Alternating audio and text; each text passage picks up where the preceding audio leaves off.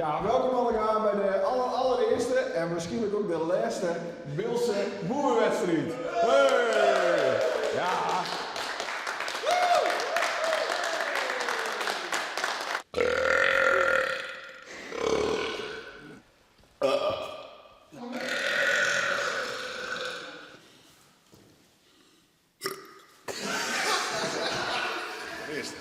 Waarom organiseer je dit? We zitten wat in een rare, donkere periode natuurlijk. Januari, februari is het moeilijk om erin te komen. Er wordt hier nooit wat leuks georganiseerd op het beeld. Dan zeggen we van ja, mogen we zelf maar aan de bak. En iets organiseren waar we naar uitzien kennen.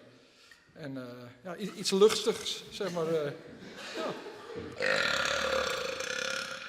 83,7 dB. Wat is nou de perfecte boer? Ja, het is dus door die lucht zeg maar, op te happen en in die maag te pompen. En zoveel mogelijk als kerst. Dus dat die klepje helemaal maximaal op spanning staat. En dan is het, bedoel ik, dat is op een goede manier dat het loslaten kerst. Dat kerst wel horen, dus op die manier. Een applausje voor Roel hoor, daar komt hij. Roel Koopman, de eerste deelnemer van de Bilse boerwedstrijd. En we gaan voor de langste boer.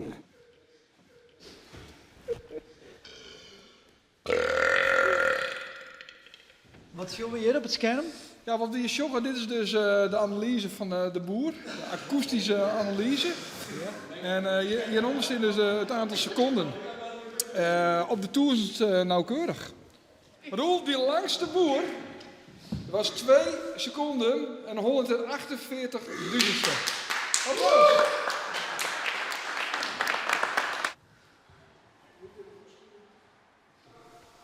In die tijd. Nee.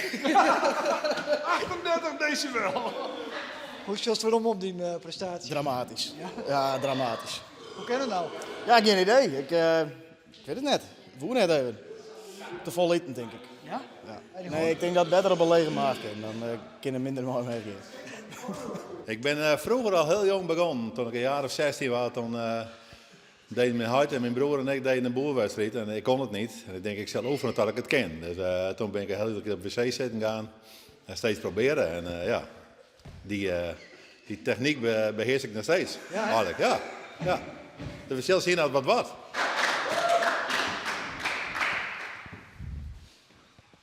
Even,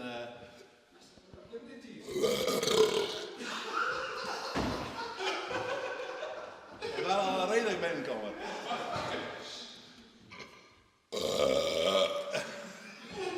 De luurste boer, die was 88,6 decibel. Die was voor Roel Koopman. En nou wel eens.